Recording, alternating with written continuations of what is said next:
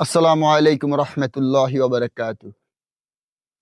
আজকের এই আদর্শ কোচিং সেন্টারের উদ্যোগে যে সমস্ত ছাত্রবৃন্দ এই মাহফিলের ইন্তজাম করেছেন, আমার পাশে বসে আছেন মাহফিল ইন্তজাম কমিটির সভাপতি, বিশেষ অতিথি এবং সকল শ্রোতাবিন্দুকে জানাই আন্তরিক শুভেচ্ছা ও মুবারকবাদ।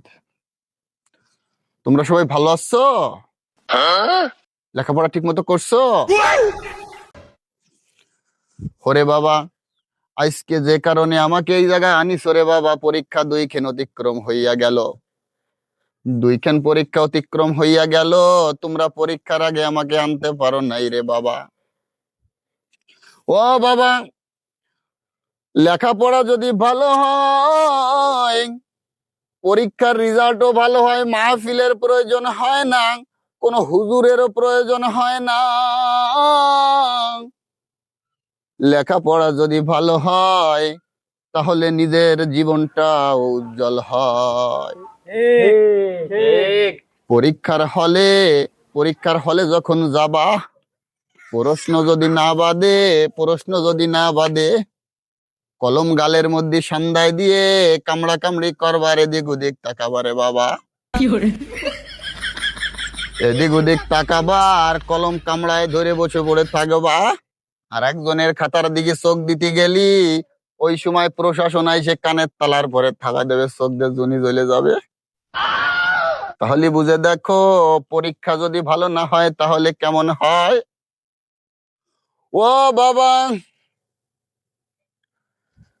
পরীক্ষা যদি ভালো না হয়, লেখাপড়া যদি ভালো না হয়, রেজাল্ট যদি মানসম্মত না হয়, কোনো জায়গায় ইন্টারভিউ দিয়েও কোনো জায়গায় চাকরির আশা করা যায় না। ইন্টারভিউর হলে যখন যাবা,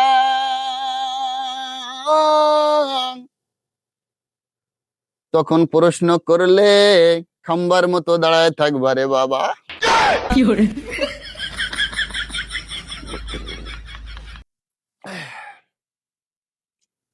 খাম্বা যেরকম প্রাণহীন দ্বন্দ্ব কাষ্টের মতো দাঁড়ায় থাকে সেরকম দাঁড়ায় থাকবা।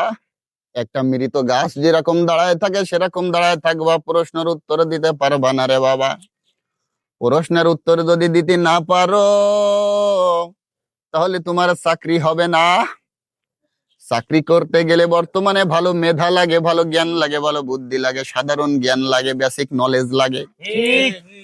কয়েকটা জিনিসের উপরে ভিত্তি করে তোমাকে দক্ষ ব্যক্তি প্রমাণ করে তোমাকে চাকরিতে নেওয়া হয়।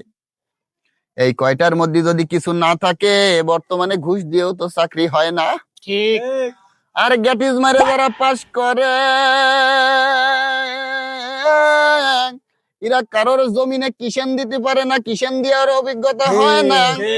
অর্ধেক লেখাপড়া করে এদের জীবনটা নষ্ট হয়ে যায়, জীবনটা অর্ধেক পথ থেকে ঝরে পড়ে, জীবনটা অর্ধেক পথ থেকে ঝরে পড়ে রে বাবা।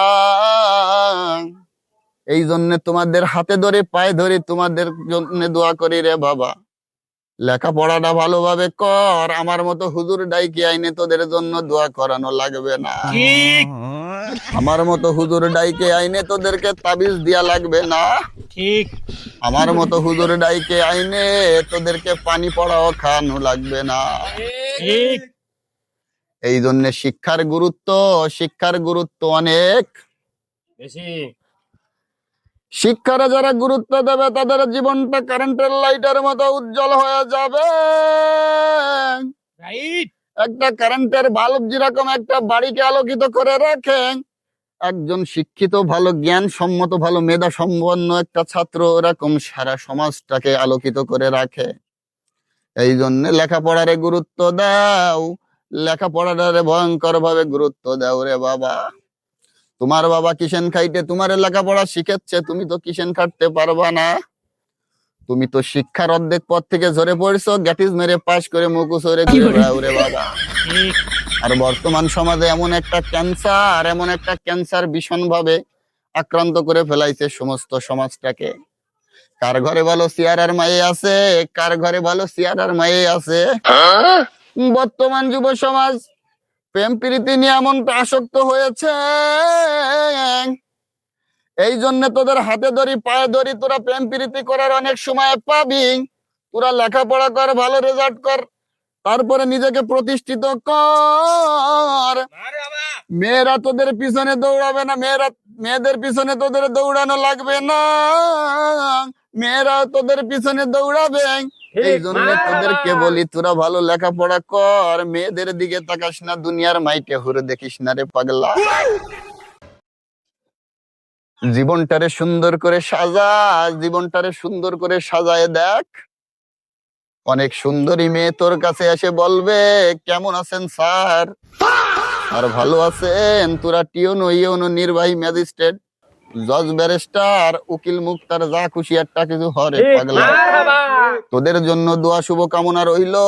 আমার বক্তৃতার দীর্ঘায়িত করতে চাই না, রাতভর বক্তৃতা করে তোদেরকে বোঝানো যাবে না।